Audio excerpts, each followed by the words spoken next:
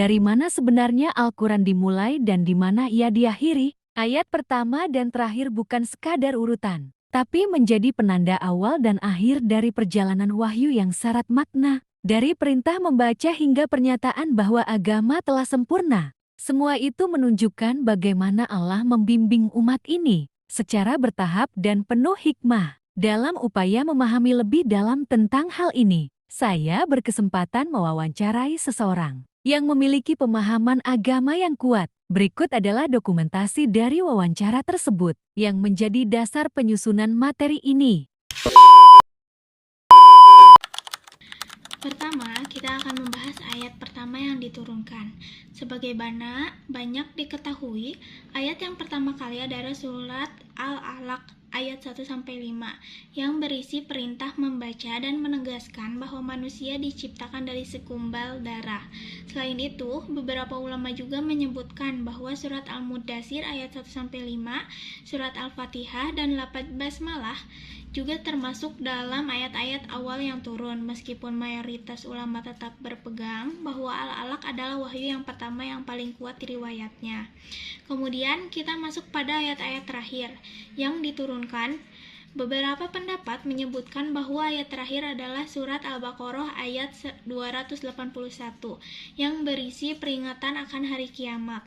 Ada juga pendapat yang menyebutkan Al-Baqarah ayat 278, ayat 282 dan surat Al-Maidah ayat 3 sebagai ayat terakhir. Di sisi lain ada juga yang menyatakan bahwa ayat terakhir berasal dari surat At-Taubah ayat 128 sampai 129, Ali Imran ayat 195 atau An-Nisa ayat 93. Namun pendapat ini dianggap lemah karena tidak memiliki dukungan riwayat yang sahih dan konsisten sebagaimana ayat-ayat dari surat Al-Baqarah dan Al-Maidah. Demikian sekilas pembahasan tentang awal dan akhir turunnya wahyu dalam Al-Quran. Selanjutnya kita akan masuk ke penjelasan lebih rinci mengenai ayat pertama yang turun. Yang pertama, ada ayat yang pertama muncul dalam Al-Quran dan perbedaan pendapatnya. 1. Ada surat Al-Alaq 1-5. Bismillahirrahmanirrahim. Iqra bismi rabbikal alladzi khalaq khalaqal insana min 'alaq Iqra wa rabbukal akram alladzi 'allama bil qalam 'allamal insana ma lam ya'lam, yang artinya bacalah dengan menyebut nama Tuhanmu yang menciptakan. Dia telah menciptakan manusia dari segumpal darah. Bacalah dan Tuhanmu lah yang maha pemurah, yang mengajarkan manusia dengan pena. Dia mengajarkan manusia yang tidak diketahuinya. Surat Al-Alaq dikenal secara luas oleh umat Islam sebagai wahyu pertama yang diturunkan Allah kepada Nabi Muhammad SAW. Pendapat ini dianggap paling kuat dan terpercaya oleh sebagian besar ulama. Yang kedua adalah surat Al-Mudaththir. Ya ayyuhal mudaththir kum fa'azir wa rabbaka fakabbir wa siyabaka fatahhir wa rujja fahjur, yang artinya, wahai orang berselimut, bangunlah serta berilah peringatan dan agungkanlah Tuhanmu dan bersihkanlah pakaianmu dan tinggalkanlah segala perbuatan yang keji. Jabir radhiyallahu anhu menceritakan bahwa wahyu yang diturunkan dari Al-Quran adalah surat Al-Mudaththir. Jabir juga mendengar Rasulullah SAW menceritakan tentang awal mula turunnya wahyu, namun beliau hanya mendengar wahyu yang terakhir dan tidak mendengar wahyu yang pertama, sehingga beliau mengira wahyu yang didengarnya itu adalah yang pertama. Yang ketiga ada surat Al-Fatihah. Menurut sebagian pendapat, ada yang menyatakan bahwa surat pertama yang diberikan Allah kepada Rasulullah SAW adalah surat Al-Fatihah. Namun hal ini memungkinkan merujuk pada makna serupa yang ada dalam surat Al-Mudaththir, yakni ayat pertama yang diturunkan secara utuh. Yang keempat ada lafaz Bismillahirrahmanirrahim, yang artinya dengan menyebut nama Tuhanmu yang maha pengasih lagi maha penyayang. Mereka menyatakan bahwa wahyu pertama yang diturunkan dalam Al-Quran adalah ayat dengan menyebut nama Tuhanmu yang masih pengasih, yang maha pengasih lagi maha penyayang. Selain itu, riwayat dari Ibnu Jarir dan ulama lainnya yang berasal dari Ibnu Abbas radhiyallahu anhu juga mendukung pendapat ini. Sebagian besar ulama sepakat bahwa surat Al-Alaq ayat 1-5 adalah wahyu pertama yang diturunkan kepada Nabi Muhammad SAW. Isinya mengajarkan pentingnya membaca, menulis, dan mencari ilmu yang menjadi fondasi intelektual dan spiritual dalam Islam. Ayat ini juga menekankan hubungan manusia dengan Tuhan sebagai penciptanya. Namun, terdapat beberapa perbedaan pandangan di kalangan utama.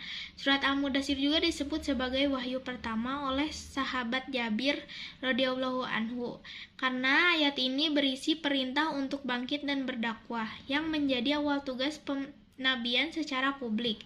Ada pula yang berpendapat bahwa surat Al-Fatihah adalah wahyu pertama secara lengkap karena memiliki struktur dan pesan yang utuh. Sebagian ulama bahkan menyebut bahwa lafaz Bismillahirrahmanirrahim adalah yang pertama kali diturunkan. Berdasarkan riwayat dari Ibnu Abbas radhiyallahu anhu dan Ibnu Jarir karena menjadi pembuka segala hal dalam Islam.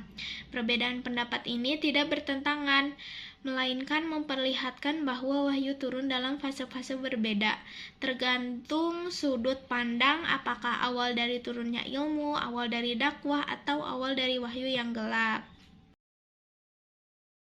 Selanjutnya ada ayat terakhir yang muncul dalam Al-Quran dan perbedaan pendapatnya.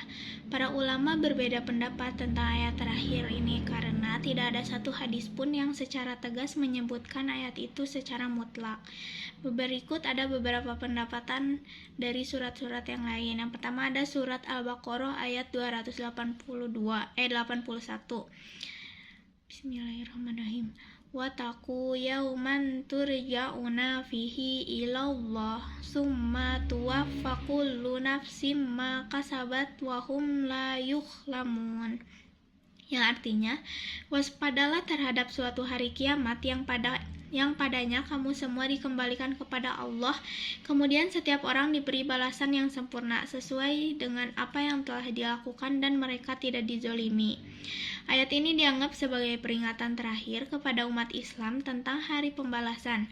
Pendapat ini diriwayatkan dari Ibnu Abbas dan Sa'id bin Jubair dan diangkat kuat oleh sebagaimana ulama seperti Imam Suyuti. Yang kedua ada surat Al-Baqarah ayat 278. Yang artinya, wahai orang-orang yang beriman, bertakwalah kepada Allah dan tinggalkan sisa riba yang belum dipungut jika kamu orang-orang yang beriman. Berdasarkan hadis yang diriwayatkan oleh Imam Bukhari dari Ibnu Abbas, disebutkan bahwa ayat terakhir adalah surat Al-Baqarah ayat 278. Ayat ini menekankan larangan terhadap praktik riba dalam transaksi keuangan sebagai salah satu bentuk penyempurnaan hukum Islam. Yang ketiga ada surat Al-Baqarah ayat 282 yang bunyinya, ya ayyuhallazina amanu iza tadayatum bidainin ila azalim musamman faktubuh, yang artinya, wahai orang-orang yang beriman, apakah kamu berutang piutang untuk waktu yang ditentukan, hendaklah kamu menuliskannya. Ayat ini memberikan pedoman tentang pentingnya pencatatan dalam transaksi utang piutang. Dan Sa'id bin Al-Muyasyab berpendapat bahwa ayat mengenai utang piutang adalah yang terakhir diturunkan. Yang terakhir ada surat Al-Maidah ayat 3 yang bunyinya, al-yauma akmaltu lakum dinakum wa atmamtu alaikum nimati waraditu lakumul islamadinan, yang artinya, pada hari ini telah kusempurnakan untukmu agamamu dan telah kucukupkan kepadamu nikmatku dan telah kuridhoi Islam itu menjadi bagianmu. Beberapa ulama berpendapat bahwa ayat ini menyatakan kesempurnaan agama, dan ayat ini turun pada saat haji wada, haji perpisahan, dan dianggap sebagai tanda sempurnanya ajaran Islam. Ini adalah momen paling penting dalam sejarah Islam karena menunjukkan bahwa ayat dan hukum-hukum agama itu telah sempurna. Beberapa ulama juga menyebutkan ayat terakhir berasal dari surat At-Taubah ayat 128 sampai 229, Ali Imran 195 atau An-Nisa 93. Namun, pendapat-pendapat ini dinilai lemah karena kurang didukung oleh riwayat yang sahih dan konsisten. Kesimpulan yang paling kuat dan banyak disepakati mengenai ayat yang terakhir diwahyukan yaitu surat Al-Baqarah ayat 278 sampai 282. Ini dikarenakan keselarasan tema, urutan turunnya secara berkesinambungan, dan diperkuat oleh banyak riwayat yang sahih. Terdapat perbedaan pendapat di kalangan ulama tentang ayat terakhir yang diturunkan, namun pendapat yang menyebutkan Al-Baqarah 278 sampai 282 sebagai ayat terakhir merupakan yang paling kuat. Hal ini penting sebagai fondasi dalam memahami kronologi wahyu dan pengambilan hukum dalam Islam. Adanya perbedaan ini menunjukkan keluasan ijtihad dalam Islam dan pentingnya metodologi dalam memahami wahyu. Selanjutnya ada hikmah dan manfaat mempelajari ayat yang pertama diturunkan yaitu Al-Alaq ayat 1-5. Yang pertama ada menekankan pentingnya ilmu pengetahuan sebagai dasar kemajuan umat. Ayat Iqra dengan nama Tuhan yang menciptakan itu menunjukkan bahwa ilmu adalah dasar utama untuk kemajuan suatu umat. Islam mendorong umatnya untuk terus mencari ilmu, baik ilmu agama maupun ilmu pengetahuan tentang alam, agar bisa keluar dari kegelapan dan membangun peradaban yang lebih lanjut dan bermartabat. Poin kedua ada mendorong kebiasaan membaca Iqra sebagai langkah awal menuju pemahaman yang lebih dalam. Perintah Iqra mengajak kita tidak hanya sekadar membaca tulisan, tetapi juga memahami dan memikirkan maknanya. Membaca menjadi pintu untuk memperluas pengetahuan dan membuka wawasan, sehingga bisa menjadi langkah awal untuk berkembang secara intelektual dan spiritual. Yang ketiga ada mengajak pada kesadaran terhadap penciptaan alam semesta sebagai tanda-tanda kekuasaan Tuhan. Alam semesta adalah ciptaan Allah Subhanahu wa taala yang memperlihatkan kebesaran dan keteraturannya, dan menyadari hal itu, kita itu dapat memperkuat iman dan rasa syukur serta terdorong untuk menjaga dan menggunakan alam dengan penuh tanggung jawab. Yang keempat ada mencerminkan fondasi spiritual Islam melalui hubungan manusia dengan Tuhan. Ini tuh membaca atas nama Tuhan, mengajarkan kita untuk selalu mengaitkan setiap ilmu dan aktivitas dengan niat kepada Allah. Hal ini membangun hubungan spiritual yang kuat dan menjadi pedoman dalam menjalani hidup agar lebih bermakna dan dekat dengan Tuhan.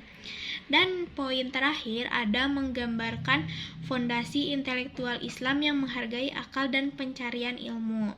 Islam itu sangat menghargai akal sebagai karunia yang membantu manusia memahami wahyu dan alamnya. Mencari ilmu dan menggunakan akal itu adalah bagian penting dari ajaran Islam untuk membangun masyarakat yang cerdas, kritis, dan berlandaskan kebenaran.